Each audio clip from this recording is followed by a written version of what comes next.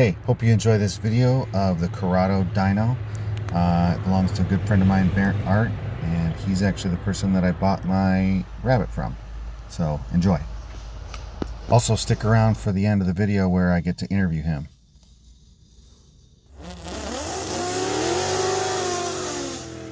So how many times have you been track champion? What year was the first year that you were the first time you raced a water-cooled Volkswagen on the quarter mile?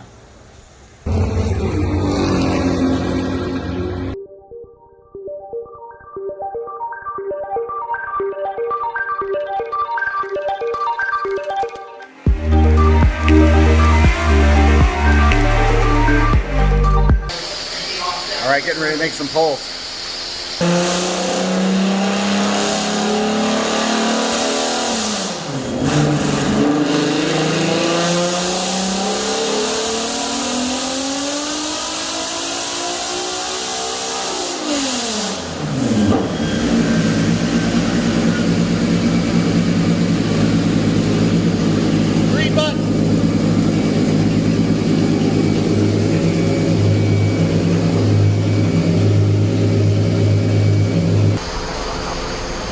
Well, you want to go 100 kPa, but below. The idle, it runs good. So. Yeah. So 35. Oh, I can't do that. So 33,000. Yeah, but I'm going to do that here because it's already.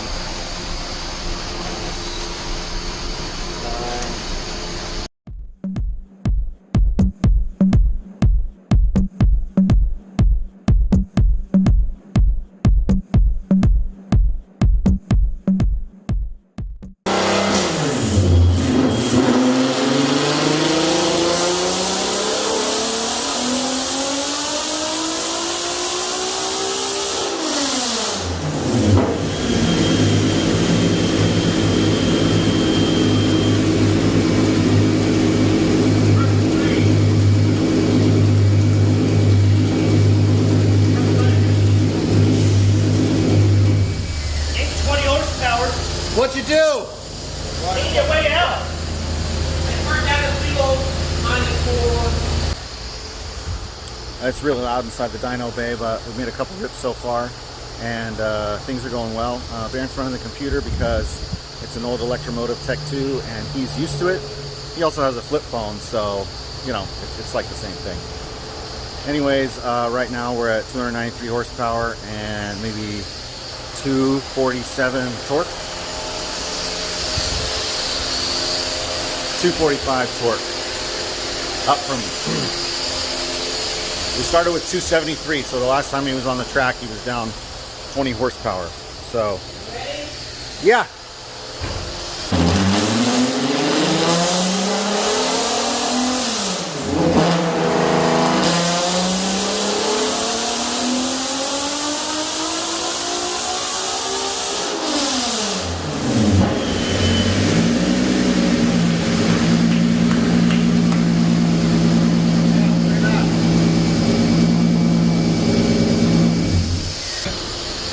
So I think that we're safe for.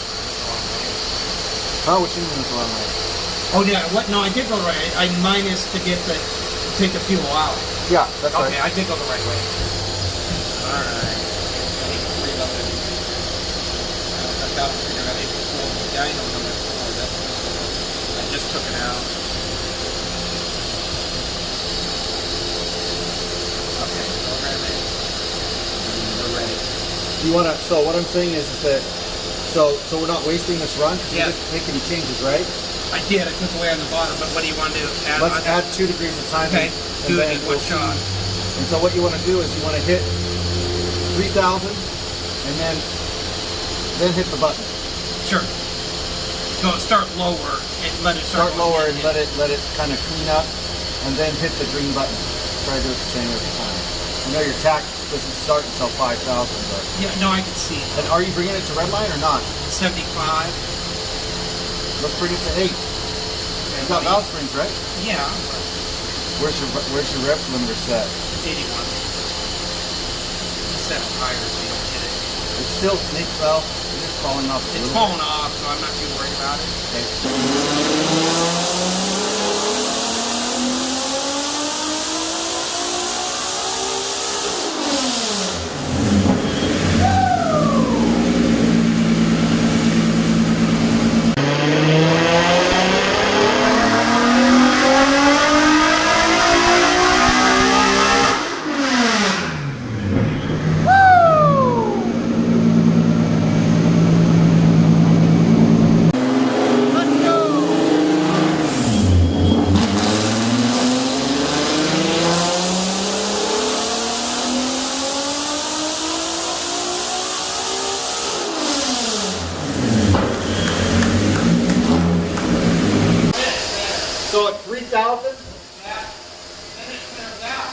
Take away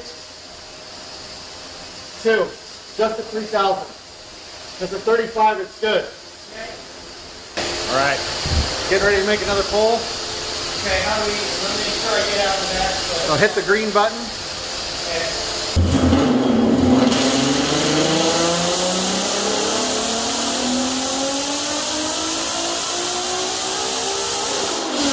The car is a 93 Volkswagen Corrado VR6. And what engine is it? What's the power plant? The present power plant is a 3.6 liter VR6 stock pistons, head with camshafts in it, and intake manifold that's been designed for it, and an exhaust, big exhaust, stock exhaust manifold. So, What's the fastest you've been with the car? fastest so far, last year I ran a 10.9, 128 miles an hour, and that was the fastest, just a good lucky day. But generally, lately, low 11s with it. So after today, we should be doing a lot better. Yeah, so did you meet all your expectations on the dyno? Yeah, I mean, the dyno does exactly what we wanted, and we started with the baseline, which we kind of knew was flat, and we ended up with 20 more horsepower, which doesn't sound like a lot, but it is for this car, and hopefully it'll run a little better, and that's the key. Your favorite people to race in the car? Well, that's kind of an easy one. It's somebody in a muscle car or V8 that hasn't raced me before, because generally the cars that do 10, 11 seconds, they see you, they import immediately, just think what a loser, he's all over the place. And when you race them, you nail them at the light, do a better light than them, and then on top of it, because the muscle cars take off harder than you generally catch them and then pull them on the end. And after that, they have to come over and see what you have. They're like, holy cow. They go, what kind of turbo you have? What kind of nitrous? They just, once you pull in the lane next to them, they have to come over and look at it. Sure. And they're just, plus the sound of it's quite unique compared to down there. Everybody knows down there my car. It's totally different. It's one off. So how many times have you been track champion? We figured out it's 9-time different champions for different things. Sport Compact, Volkswagen. Super Shifter, earlier Sport Compact. And then was it in 2018 where you voted Racer of the Year? 2017, yes. I won 2 classes, and I lost one class, the last heat, broke the car, and a good friend of ours, Doug Colley, Yeah. he actually let me borrow his bug to race the last run. I never ran it, and I don't know why he did, but maybe he hated Hondas more than me. That's the only thing I can think of. And we ran 8th mile, and I red light with his car, but all I had to do was just make a run against a guy and beat him, and I would have had three Imperial champs in 1 year. Yeah. And as a result, all the people down there noticed, how good you are, and I was voted, as Racer of the Year, especially, and just because I was a pretty tough customer that year. You have good years, you have bad years, just like everybody else.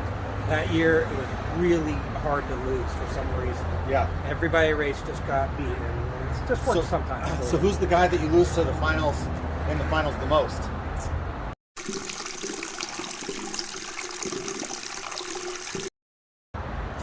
I don't know. I thought it was me. Yeah, it's probably Aaron Coy. Because usually I pee my pants when I pull up against them. That kind of distracts you very quickly. Right. And, the mean look and being in that car that looks so familiar that I drove for several years. Right. And what was the fastest you ever went in the white car? I believe it's 11.5s with that. But that was generally definitely an older motor version of what is in it now. Yeah. Because it's been used up. And I generally didn't launch very hard because my fear was things would break. Back then we didn't have anything, so I kind of had to pedal it. But you can't really call and order the stuff anymore, but it's still a lot today easier. People laugh. Why didn't you do this? That you just didn't have that stuff. I started with autocross tires as drag slips. There was no such thing as small tires to even get out there, and we'd have to take a file and run them jacked up and rough them up just to make them stick. Oh, really? A rough file, just some BS way. Still got all your fingers though? Yeah, it was stupid and scary, but that's fun. But and then now that you talk about it, the favorite story at that rabbit was probably in '98 or '9. I was running the pro class in Woodburn. There's 70 cars. First round, I won against a guy I raced. 35 cars left. Dale, the tech guy, comes up to me. He goes, out of 35 cars, we laddered it. He said, you get the buy roll. I said, you're telling me out of 35 cars I did the best reaction? He said, yeah.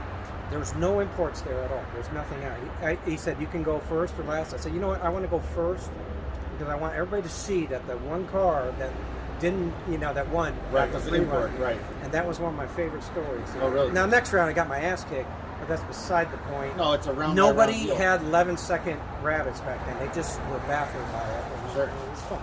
Well, a lot of people still don't have 11-second No, rabbits. they I mean, don't. It's hard. It's a terrible idea to begin with, but a lot of people talk to, I could do this, I could do this. Yeah, you can, but it's quite a bit of process. You can't start at the top. You kind of have to work your way there. Right. I highly recommend it. Yeah, it's easy with turbos and stuff to get there. And there's a lot of people out there that think, they say that they can get more horsepower out of a VR6. And, oh yeah, I've heard that for years.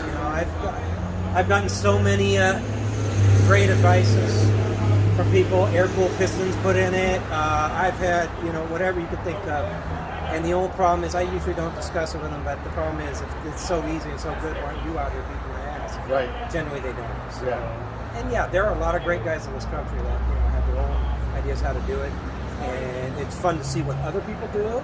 Sure. And fun to hear what works and what doesn't work, and sometimes things work for you that won't work for somebody else. What year was the first year that the first time you raced a water-cooled Volkswagen on the quarter mile? That would have been 1987. I was down Woodburn, Volkswagen show. First half of the show, many people don't even know this. There might be a couple people might know it. You have to ask them. First half, what we had is one car start at the starting line, and you go down the quarter mile with cones, and it was a slalom. Really? Both lanes, and they had it coned off, so you do this and that, and you'd end up doing like a 38-second quarter mile. That was your slalom. The second half of the day was quarter mile racing. Uh-huh. So we had a lot of fun back then, and people don't even know we even did that. So what was the car that you did that in? I had a Street Rabbit GTI, 83, a Rabbit GTI. I had a 8-valve in it then. So it would do like 17.2 quarter mile. Yeah. So now you were always a 16-valve guy, and then Colin was always an 8-valve guy, right? Yeah, and then as the 16 valves came about in 87, 8, and 9, you got to remember cars were brand new. You couldn't get a motor. In 90, I was able to buy 2 wrecked Scirocco 16 valves, and I took a whole drivetrain out, put it in the Rabbit, and then quickly got a 2-liter block and swapped that out for the bigger one. Sure. And got some cams. I was in Germany, brought some Digifont cams, brought them home. We put them in there. That made technically about 150 horsepower in the front. Now, it doesn't sound like a lot today, but in a Rabbit GTI, I could do 14.7, 14.8. All day long. Back then, there was a Corvette next to me, 80s Corvette. He did 15.1. So that kind of tells you the guy's looking, and I think he was baffled. You know what I mean? He just didn't get know it. what was happening. Yeah, it's like, and the car looked stock tires. It's the way I drove it. And what's surprising to me is that it's still like that. Like people still don't understand. If we took 2 of our cars or 3 of our cars back east, or something like that, or Midwest, they wouldn't know what to do. Yeah, they just it's quite interesting what you see. The difference with the muscle cars is, I try to explain it to people, is they're pretty simple. You can buy parts for them in town, performance parts. You're just like the other 25 guys you see there, same cars. It's really not that exciting at a certain point. I understand it's faster, it's easier going fast and stuff, but it's what it is. Everybody has their own thing. Sure. All right. Well, what's next for you? Next for me, we dynoed it today, thanks to Aaron, and getting this thing going a little bit. I'm gonna get it down track next week. Sounds good. Well, we'll see you out on the track. All right, you too, man. All right. Give me a red light too. Yeah. No more red lights. Yeah. All right. All Thanks right. a lot, Aaron. I appreciate your help. Yeah, anytime, man. I mean, we've been following you for, when I was runner-up in the championship, I just was like, I decided, I said, I'm going to do what Bernd does. I'm going to follow you with the warm-up lap, the burnout, everything I could, because I was like, well, who's doing it right? And it worked out fine. And that year, I think I won 3 races, and I was against you in the finals every time. Yeah. And then I went out first round, the other 3. So it was like that's how odd it could be. You don't have. And it wasn't. And the thing is it wasn't one of the big races. It was like, I would some race wins. are big and some Yes. some are different, right? Like Yeah. the ones for, I would have rather won the bug run and Sure. then lost everything else. You know what I mean? Because the trophy's a little bit bigger, and that's kind of how it works. You don't have. You just got to be out there though. If you don't get out there and get busted away. well, and that's the thing is that the guys that stick around, you know what I mean? We all help each other, and that's really what it's about. Yeah. It's less about the cars for me and more about the people. You know what I mean? Like I told you, like being able to, you know, rebuild my own transmissions. I learned that all from you. You know what I mean? And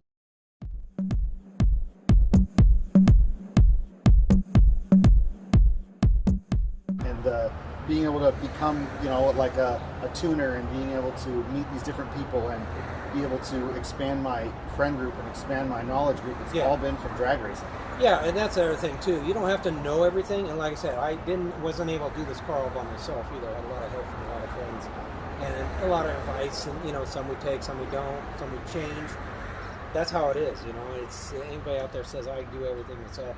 I can do a lot of things, but there's some things I'd rather let somebody else do. Yeah. Just because I'm either in over my head, not sure what I'm doing, sure. You know, and I'll admit that too, or you know, or like you're really well at learning quickly and understanding and getting it. Me, sometimes I either too lazy, well, you still like doing it, right? You You know, still have a flip phone it. though, so yeah, and people always get excited. and a when flip they see my phone and electromotive tech 2. Yeah, those numbers are getting a little small for my eyesight right now. I might have to get a bigger number pad. Well, they don't make the one with the rotary dial on it anymore. That's right. Yeah, you know, and then I can. Good stuff. Yeah, we have fun, and that's the key. Mostly, is just get out there. You don't get out there and do it. Your life's only so long. You know, what do you want to do? You want to watch people do it, or just do it? You know, like I said, you can race on the street. That's kind of not the smartest thing to do, but right. Yeah. Hey, thanks for watching the Corrado video, Dyno. Bernd's a really good friend of mine. It's really been an honor to work with him and to help him out with his car. He doesn't have Facebook or anything like that, so for him to be on the internet, it's kind of a big deal. I'm really happy to be able to share this stuff with you. So, take care.